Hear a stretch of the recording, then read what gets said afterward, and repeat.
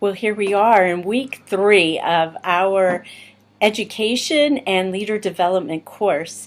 This week we're going to work a little bit more on curriculum, but we're going to do that within the perspective, more in the perspective of cultural differences, of context, talking about culture. This will continue next week as well when we take that culture piece and look more in terms of ages and stages of faith. But this week you'll see that we are talking about different parts of culture. Now, when I first thought about culture, I would think about living in the United States and culture here and the kind of culture that one might find in Africa. You can see I was thinking in larger differences. Didn't see much difference between the United States and Canada, but then I began to realize that culture can be very different right in our own communities, heck, even on our own streets. Let me say it this way or give you some examples. I've said to you before that I became a Christian in inner city Atlanta. Now, I grew up in upper middle class suburb Pittsburgh, and there was a huge difference between Pittsburgh and Lakewood Heights, this neighborhood there in Atlanta. Very, very different. Had to get to, well, people lived differently. I lived differently back then than the way that I had grown up. So when we talk about context and cultural differences, we're talking about cities. I've lived in inner city Atlanta. I've served in churches in inner city Atlanta. I've served in a church that was a county seat, that was a bedroom community, that was transitioning from being more rural to Atlanta, growing out to it. I served a small rural church, again in a county seat, but oh my gosh, that county seat was nothing like the county seat town of Winder I served in Georgia. Yates Center, very different dynamic. I left from Yates Center and went to Seattle, so back to the big city. And from Seattle then came to Columbia, Missouri, back halfway across the country. Was very concerned about that because of my experience in Middle America there in Kansas. But my hope, and what indeed I've found, is that Columbia is a college town, a university town. One university, 2 colleges, another college, kind of pseudo campus, a satellite campus is here as well. So you can see again that diversity and what kind of diversity. I'm not telling you what kind of diversity, but living within a large city or within this within a college town, there's a different kind of diversity than you would find in other places. The neighborhood I lived in Atlanta, this Lakewood Heights, it was the racial makeup there, the cultural difference, you might say, 94% black, 4%, oh, that was wrong, 93% black, 4% Hispanic and Asian, and that time we didn't separate those out, maybe because it was only 4%. We didn't even talk about what kind of Asian was. Today we might pull that out a bit more. Hispanic, Korean, Vietnamese. There were definitely more Vietnamese living in Lakewood Heights than Korean. And then 3% white. So I got a taste of some cultural differences. But there were also social economic status differences that let's try singing a different way. In the church that I joined, it was pretty much, well, not pretty much, it was lily white, no diversity within that church whatsoever. And most of the people that were there had been in the upper income echelon when Lakewood Heights was in its heyday, when it wasn't considered to be an inner city neighborhood. So we had that kind of diversity, but there were also those of us that were living underneath the poverty line, and we had some maybe differences that we didn't even know about. In fact, one of the big pieces for me that when I learned about this economic disparity came when I was in college. Now, mind you, I did grow up upper middle class. And I saw I came to understand that part of one of my giftings is being able to see a difference from a more, I'd hate to say privileged class. I saw myself, and I am a bridge person, that I can see how things are between groups and then help build bridges, and also learned early on there in Atlanta that language speaks louder than words, and so being able to be a voice or to communicate or interpret, that's the better word.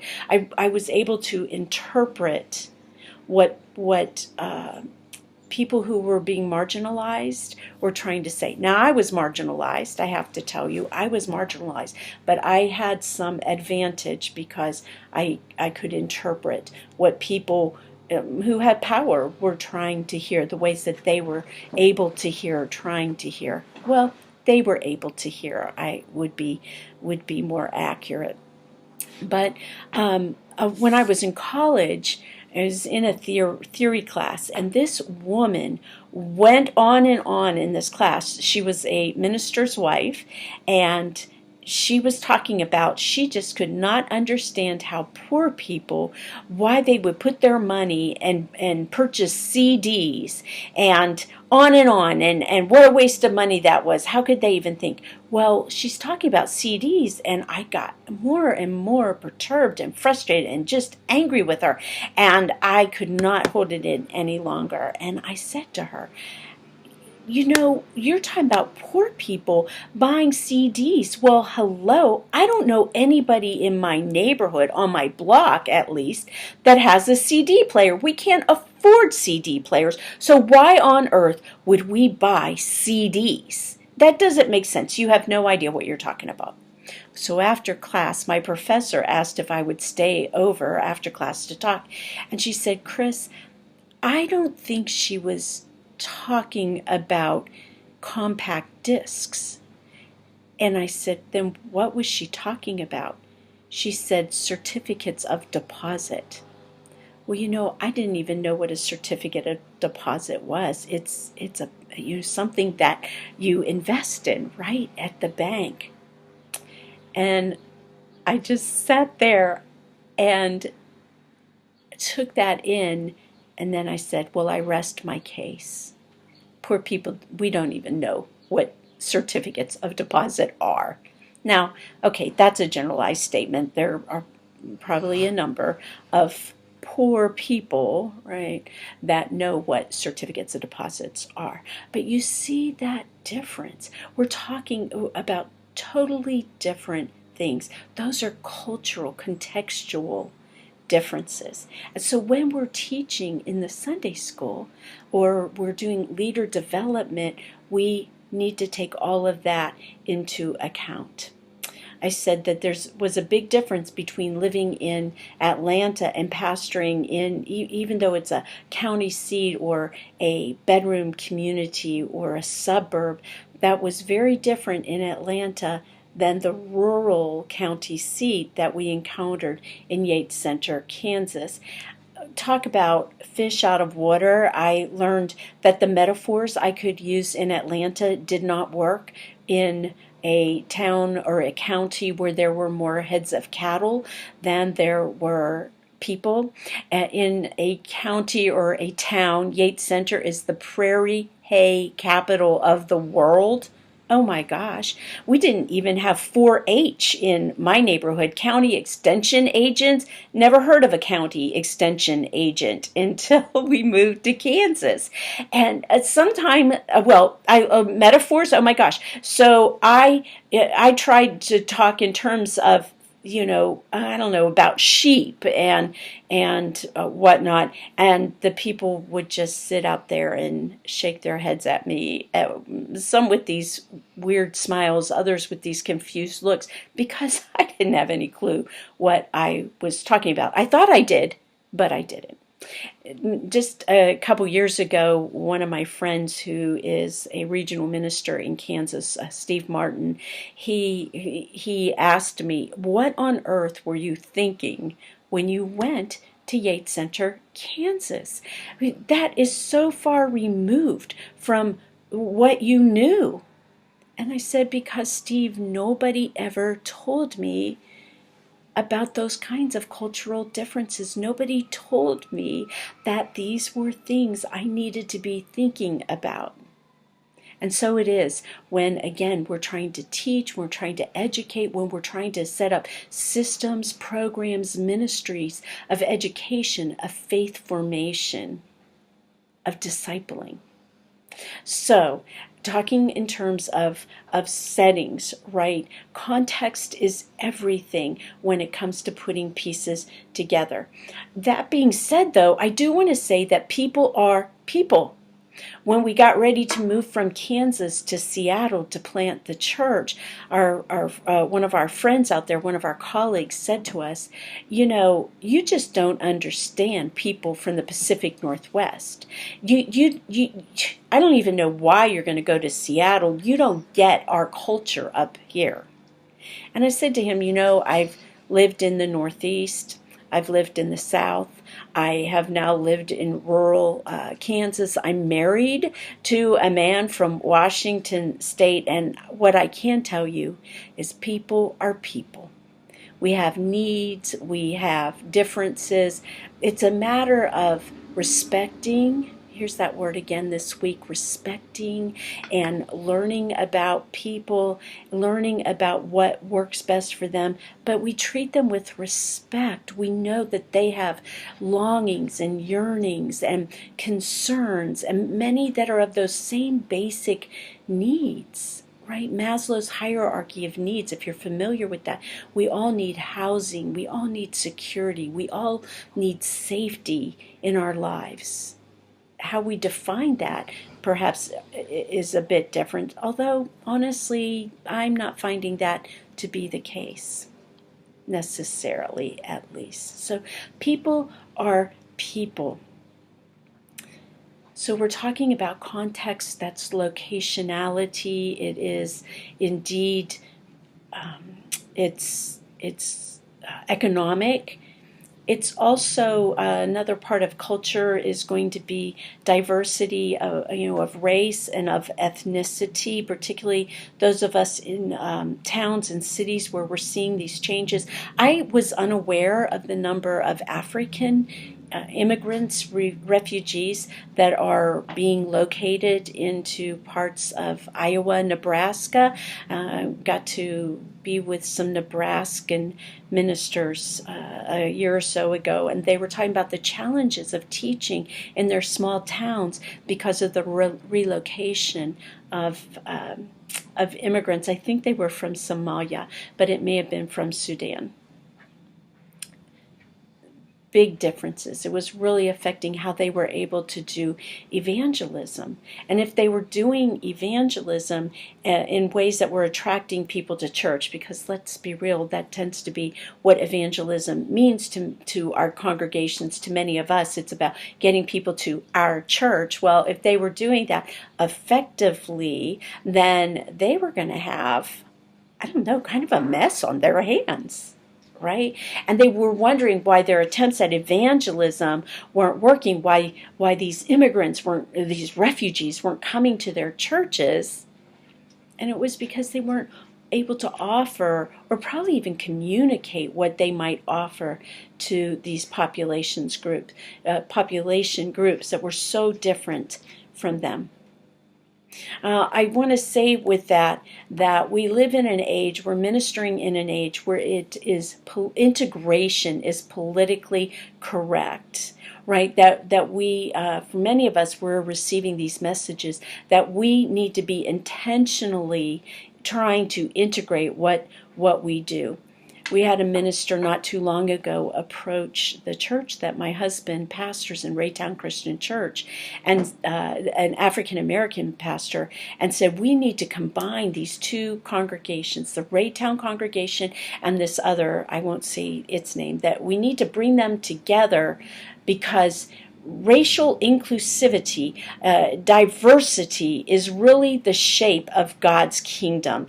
And we need to do that. And Pastor wasn't taking into consideration the differences between the congregations. The differences, it was, look at the worship differences. Let's look at what they were needing. And now we were saying, well, what you really need is diversity. What you really need to be about is that. So we were going to force that. And at first, I mean, who doesn't want to be a diverse people? Who doesn't want to have friends and be able to say, yes, I'm working through my own prejudices and racism, ethnicism. Who doesn't want to say that and be that? But and so to say, well, we are going to create this kind of community. If you're not starting from that as a church plant or as a new type of ministry, you're bringing in something totally different that will divert your attention from where God is currently calling you to be, what Jesus is needing for you to do, for those that Jesus has brought together as your congregation or as your small group. So I want you to be really careful as you're reading some of our resources today, or as you're thinking within the context that you find yourself today, with an eye or at least a little bit of an ear for what you may hear down the line of, we have to be intentionally this or intentionally that.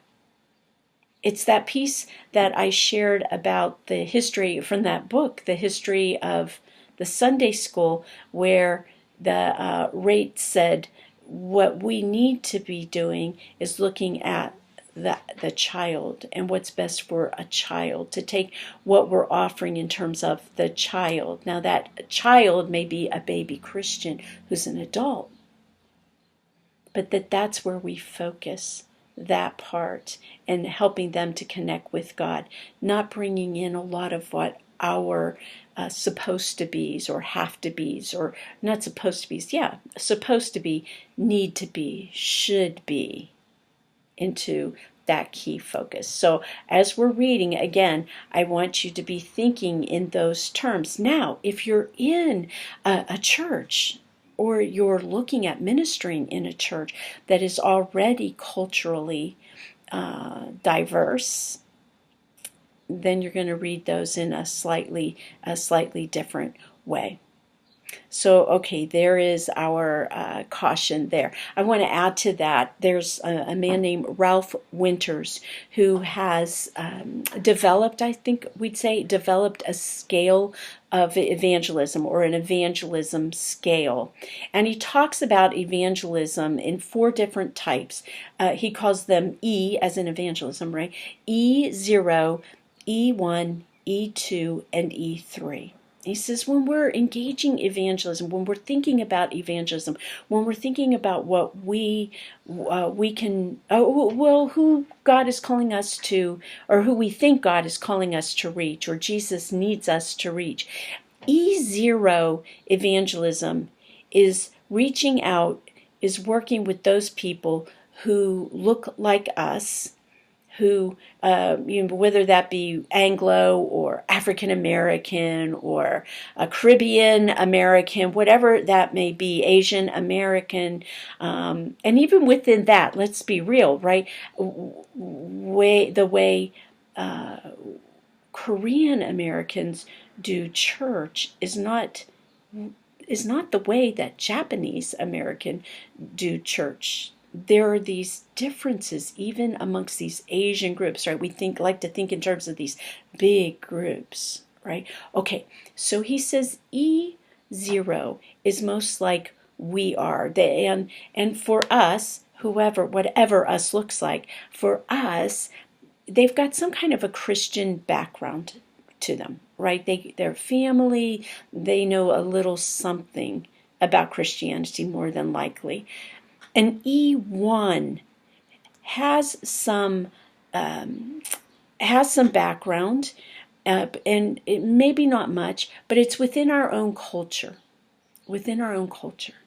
And E2 then says that there are probably two barriers. Language is going to be a barrier there. The nuances of language, lifestyle can be different. I tried to work with a minister, actually didn't try. I was asked to coach a minister who was planning a church, and he was from Guatemala. And I like to work with acronyms. And so we were working on his mission statement, his vision statement, and I was trying to help him come up with words that we could spell something out. Now, I don't know Spanish. I really don't. And so what he was saying, I mean, my Spanish is off Mexican restaurant menus, and I have asada, carne asada in mind. So I said, well, what if we ordered these in this way, and it spelled out asada? And I had asked him, give me the Spanish words for these pieces. So, ASADA could get it together, and he has this blank look on his face. He's trying to he was being so kind and hospitable to me. And I said, well, I'm just thinking about asada, the steak, the real heart, the meat of this.